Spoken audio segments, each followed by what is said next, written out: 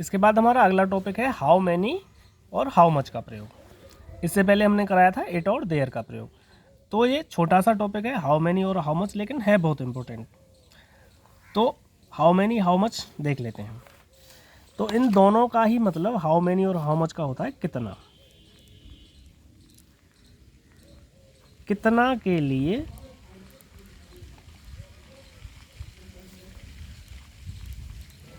How many और how much का प्रयोग करते हैं। कितना वर्ड अगर वाक्य में आए तो उसके लिए हम हाउ मैनी और हाउ मच का प्रयोग करते हैं। अच्छा, अब इन दोनों का प्रयोग करते कहाँ कहाँ हैं देखो। वाक्य में संख्या का बोध हो तो हाउ मैनी का प्रयोग करते हैं। जब वाक्य में कोई संख्या का बोध हो, कितना, संख्या का बोध कितना के लिए। अब कितना के लिए अब संख्या का बोध होता है तो हम अनुवाद करते समय हाउ मैनी का प्रयोग करते हैं। ठीक है।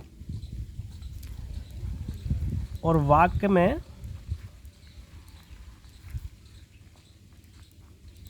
मात्रा का बोध हो, जो कितना है मात्रा के लिए आए तो हाउ मच का प्रयोग करते हैं। समझ में आ रहा है? संख्या के लिए हाउ मैनी और मात्रा के लिए हाउ मच का प्रयोग करते हैं। ठीक है। कर्ता या सब्जेक्ट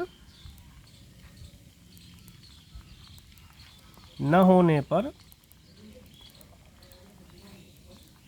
देयर का प्रयोग करते हैं।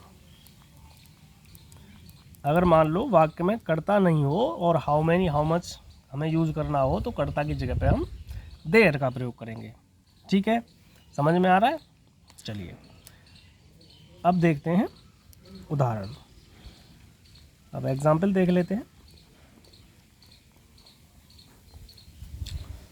इस विद्यालय में या इस स्कूल में कितने कमरे हैं। ठीक है, प्रश्नवाचक चिन्ह, क्यों कितना कितने क्वेश्चन के लिए पूछा जाता है। तो कितने आ रहा है तो मतलब हाउ मैनी या हाउ मच का प्रयोग होगा। अब इनमें से किसी का होगा। अब लेकिन कितने कमरे हैं, अब कमरे किलो या मात्रा में तो बताए नहीं जाते, कमरे गिनती में बताए जाते हैं। तो संख्या का बोध हो रहा है तो संख्या के बोध के लिए हम क्या करेंगे, हाउ मैनी या हाउ मैनी का ही प्रयोग करेंगे। ठीक है, समझ में आ रहा है? अच्छा, एक रूल और रह गया, एक नियम और मैं यहाँ लिख देता हूँ। हाउ मैनी या हाउ मच के बाद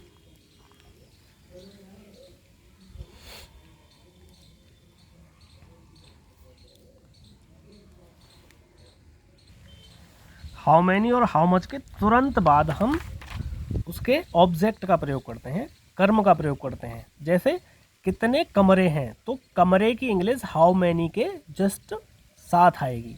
ठीक है, जैसे हाउ मैनी, अब कमरे की स्पेलिंग लगाएंगे हाउ मैनी रूम्स। ठीक है, अब सेंटेंस को ऐसे ही बनेंगे जैसे था हाउ मैनी रूम्स, अब उसके बाद सिंपल प्रेजेंट है तो are, how many rooms are in your, sorry in this school. इस स्कूल में कितने कमरे हैं तो हाउ मैनी रूम्स, ये कितना जिस शब्द के साथ लगा होता है उसकी अंग्रेजी हाउ मैनी के साथ लगाते हैं, हाउ मैनी या हाउ मच जो भी है। तो how many rooms are in this school, ठीक है। तो इस स्कूल में कितने कमरे हैं। एक और एग्जाम्पल लेते हैं।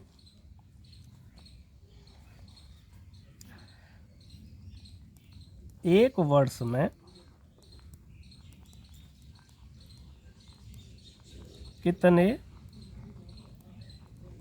महीने होते हैं। एक वर्ष में कितने महीने होते हैं। अब कितने महीने पूछ रहा है तो मतलब गिनती है, संख्या का बोध हो रहा है तो हाउ मैनी का। और हाउ मैनी के साथ हम महीने की स्पेलिंग भी लगाएंगे, ठीक है। तो हाउ मैनी मंथ्स,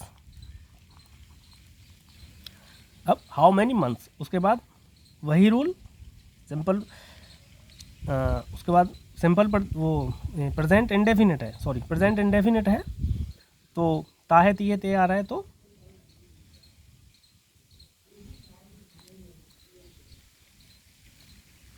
एक वर्ष में कितने महीने होते हैं। कोई क्रिया नहीं दी, कोई मेन वर्ब नहीं दी तो सिंपल प्रेजेंट की तरह ही बनेगा। तो हाउ मैनी मंथ्स आर।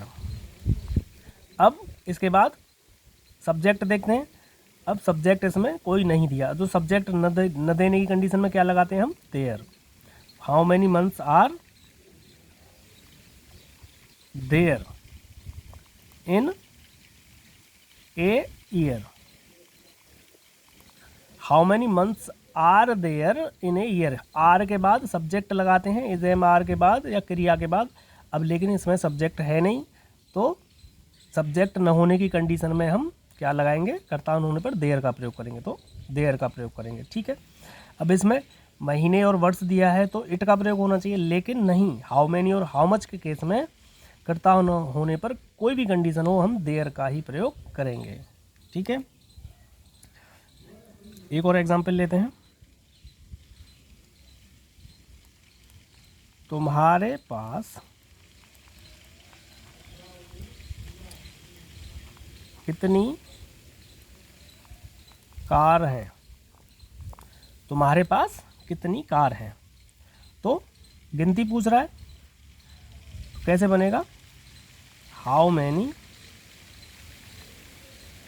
अब कितनी के साथ जो वर्ड आता है उसे साथ लेते हैं। तो हाउ मैनी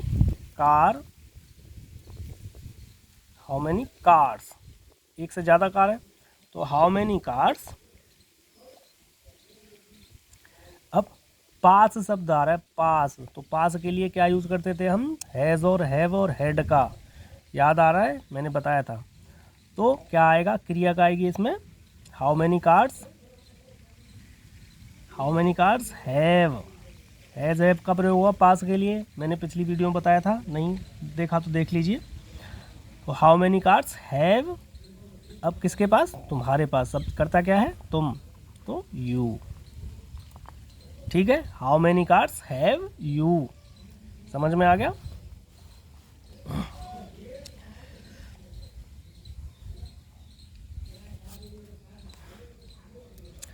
एक और एग्जाम्पल लेते हैं।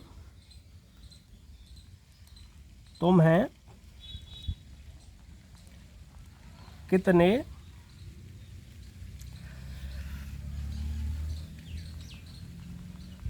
दूध की ज़रूरत है। तुम्हें कितने दूध की ज़रूरत है।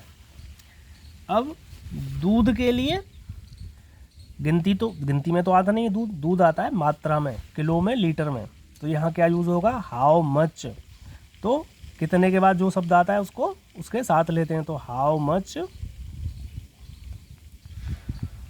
मिल्क, इसमें हाउ मैनी का प्रयोग नहीं होगा, हाउ मच का, हाउ मच मिल्क। उसके बाद क्रिया,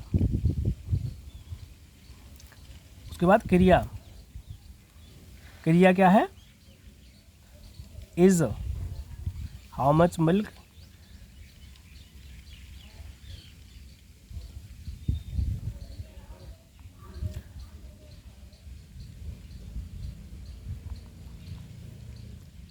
इज।